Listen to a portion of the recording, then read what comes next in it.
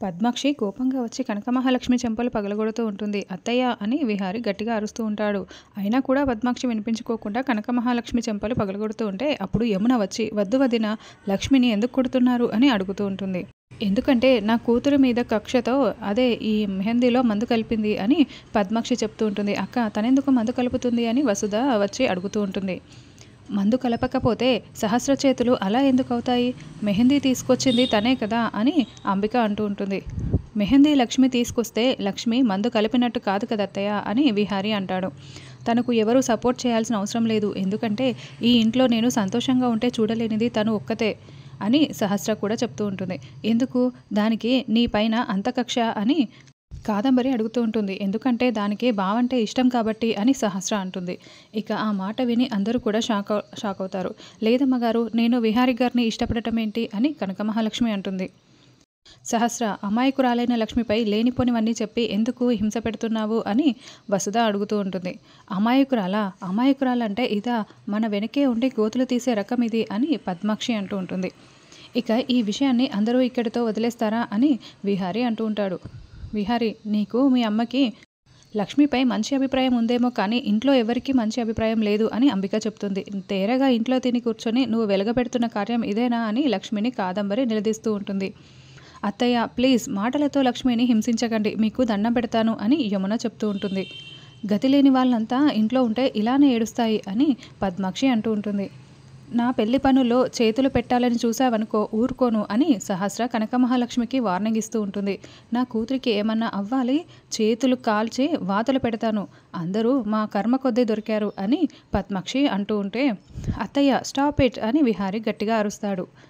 తను తప్పు చేయలేదని చెప్తోంది కదా, ఎందుకు అందరూ తనని హింసిస్తున్నారు అని విహారీ అంటూ ఉంటాడు. తప్పు చేసిన వాళ్ళు ఎవరైనా ఒప్పుకుంటారా ఏంటి విహారీ అని అంబిక అంటూ ఉంటుంది.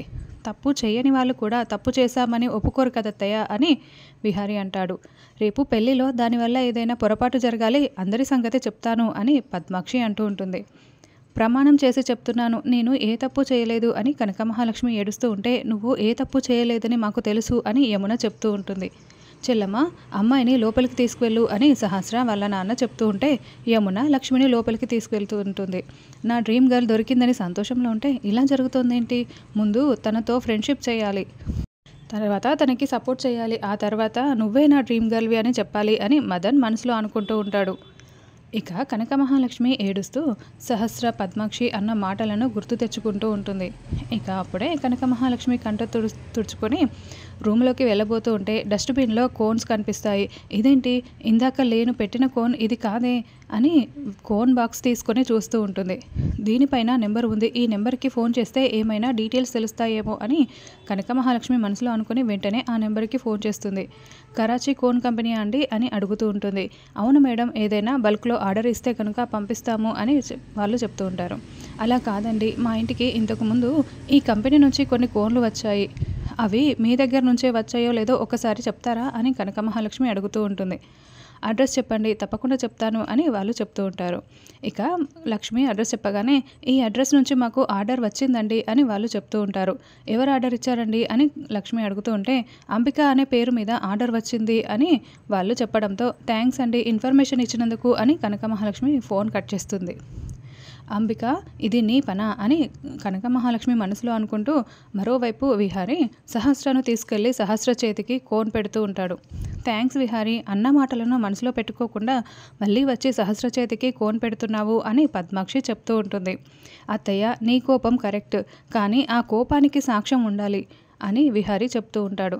అమ్మ, బావ ఇద్దరు కూడా జరిగిన విషయాన్ని మర్చిపోండి అని విహారీ చెప్తూ ఉంటాడు. అక్క, సహస్ర, మీ ఇద్దరి అదృష్టం ఏంటో తెలుసా?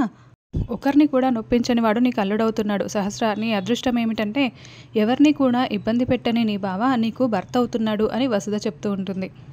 ప్రతి విషయంలో సర్దుకుపోయేవాడు నీ భర్త అవుతున్నాడు సహస్ర అని వసుధ చెప్తూ ఉంటే ఎస్, ఆ విషయంలో నువ్వు చెప్పింది కరెక్ట్ పిన్ని, really I'm so lucky, I love you బావా అని సహస్ర చెప్తూ ఉంటుంది. విహారీ ఏం మాట్లాడకపోవడంతో ఏంటి బావా ఐ లవ్ యూ చెప్తే తిరిగి రిప్లై ఇవ్వట్లేదు అని సహస్ర అడుగుతూ ఉంటుంది.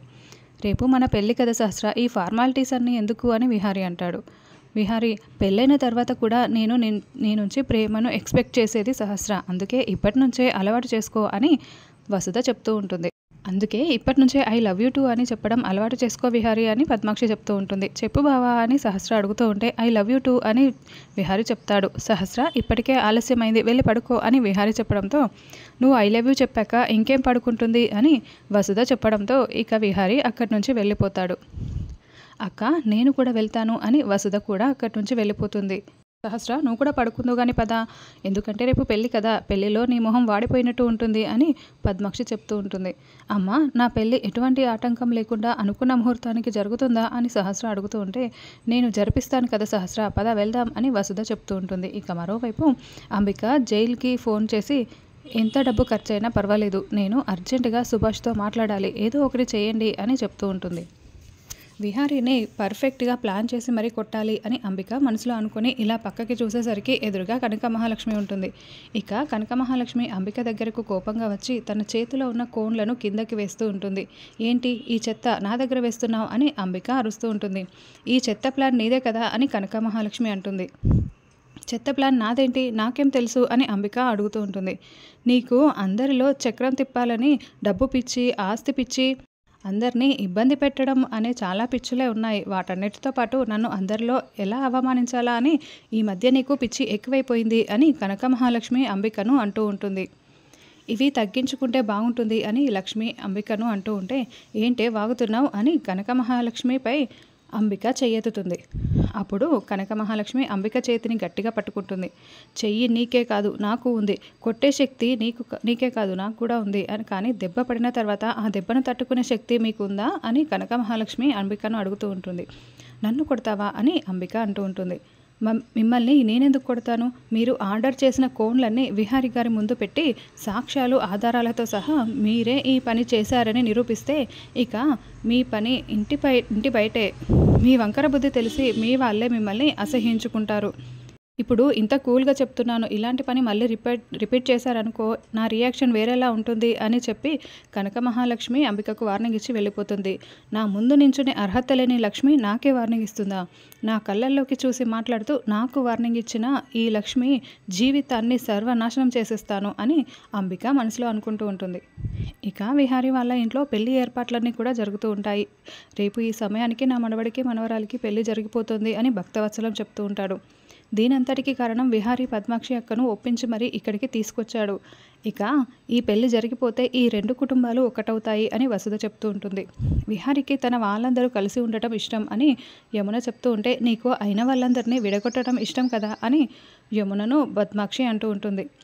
పద్మాక్షి ఈ సమయంలో కూడా ఇవన్నీ అవసరమా, యమునను ఇబ్బంది పెట్టడం అవసరమా అని భక్తవత్సలం అంటూ ఉంటాడు. నేను 25 సంవత్సరాల నరకయాతన అనుభవించడానికి కారణం ఎవరు, నేను ఎలా మర్చిపోతాను నాన్న అని పద్మాక్షి అంటూ ఉంటుంది. అక్క నీకు ఈ డిజైన్ నచ్చిందా, మార్పించమంటావా అని అంబిక పద్మాక్షిని అడుగుతూ ఉంటుంది. నాకు ఈ డిజైన్, ఈ మండపం ఇవన్నీ కాదు, రేపు విహారీ నా కూతురు మెడలో తాళి కట్టడం ముఖ్యం అని పద్మాక్షి చెప్తూ ఉంటుంది. అంటే ఈ పెళ్లిలో ఏమైనా ఆటంకాలు జరుగుతాయని భయపడుతున్నావా పద్మాక్షి అని భక్తవత్సలం అడుగుతూ ఉంటాడు. పెళ్ళి అనుకున్న దగ్గర నుంచి రోజు రోజుకి ఏదో ఒకటి జరుగుతూనే వస్తుంది కదా నాన్న అని పద్మాక్షి చెప్తూ బాధపడుతూ ఉంటుంది. అక్క నువ్వు అనుకున్నవేమీ జరగవు, అంతా అనుకున్నట్టుగానే జరుగుతుంది అని వసుధ చెప్తూ ఉంటుంది. అదే నేను కూడా కోరుకుంటున్నాను, కానీ అటో ఇటో అయిందనుకో సహస్ర తట్టుకోలేదు, సహస్ర మనలా కాదు, చాలా సెన్సిటివ్, నా కూతురు నాకు దక్కదు అని పద్మాక్షి చెప్తూ ఉంటుంది. శుభమాని పెళ్ళి అనుకుంటుంటే ఆ అపశకునపు మాటలేంటే అని కాదంబరి అంటుంది. ఏం చేయమంటావమ్మా, నీ కోడలు అనవసరమైన వాళ్ళందరినీ తీసుకొచ్చి చేరదీస్తుంది కదా, వాళ్ళ వల్ల ఎలాంటి సమస్య వస్తుందో అని భయంగా ఉంది అని పద్మాక్షి చెప్తూ ఉంటే తన వల్ల ఈ పెళ్ళికి ఎటువంటి సమస్య రాదు, మీరేమీ కంగారు పడకండి, ఇంకా చెప్పాలంటే విహారిని ఐటీ వాళ్ళ నుంచి కాపాడింది లక్ష్మియే కదా అని యమున చెప్తూ ఉంటుంది. ఒక్క విషయంలో తను విహారిని కాపాడిందని తనను నెత్తిన పెట్టుకోకండి అని అంబిక చెప్తూ ఉంటుంది. ఆవిడ గురించే భయంగా ఉంది అని పద్మాక్షి చెప్తూ ఉంటే అక్క లక్ష్మి గురించి మీ అందరికంటే మాకే బాగా తెలుసు అని వసుధ చెప్తూ ఉంటే పని వాళ్ళను అంత ఈజీగా నమ్మకూడదు, ఎక్కడ పెట్టాలో వాళ్ళని అక్కడే ఉంచాలి అని కాదంబరి చెప్తూ ఉంటుంది. అందరం కలిసిపోతామని సంతోషపడుతున్నాము, మరి ఇక ఈ ఆలోచనలన్నీ ఎందుకు, పదండి ఆలస్యమైంది పడుకుందాం అని భక్తవత్సలం చెప్తూ ఉంటాడు. ఇక మరోవైపు విహారీ ఒంటరిగా ఆలోచిస్తూ ఉంటాడు. కనక మహాలక్ష్మి మెడలో తాళి కట్టడం, అలాగే ఎయిర్‌పోర్ట్‌కి తీసుకొచ్చి వాళ్ళ అమ్మా, నాన్న తనని అప్పగించడం ఇదంతా కూడా గుర్తు తెచ్చుకుంటూ ఉంటాడు. అలాగే పద్మాక్షికి సహస్రను పెళ్లి చేసుకుంటానని విహారీ మాట ఇవ్వడం ఇదంతా కూడా గుర్తు తెచ్చుకుంటూ ఉంటాడు. ఇంకా అప్పుడే లక్ష్మి వచ్చి ఏంటి విహారీ గారు రమ్మన్నారు అని అడుగుతూ ఉంటుంది. బుర్రంతా హీటెక్కిపోయింది. మనసంతా ఆలోచనలతో నిండిపోయింది. ఏం చేయాలో అర్థం కావట్లేదు అని విహారీ అంటూ ఉంటాడు. రేపు పెళ్లి పెట్టుకొని ఈ ఆలోచనలన్నీ ఎందుకు విహారీ గారు అని లక్ష్మి అడుగుతూ ఉంటుంది. ఇప్పుడు ఆలోచించకపోతే రేపు పెళ్ళైన తర్వాత నీకు అన్యాయం చేశానని జీవితాంతం బాధపడమంటావా? అందుకే ఇక నేను ఈ విషయాన్ని దాచిపెట్టదలుచుకోలేదు. మీ నాన్నకు ఫోన్ చేసి రేపే ఇక్కడికి రమ్మని చెప్పు అని విహారీ కనక మహాలక్ష్మికి చెప్తూ ఉంటే కనక మహాలక్ష్మి షాకింగ్‌గా చూస్తూ ఉంటుంది.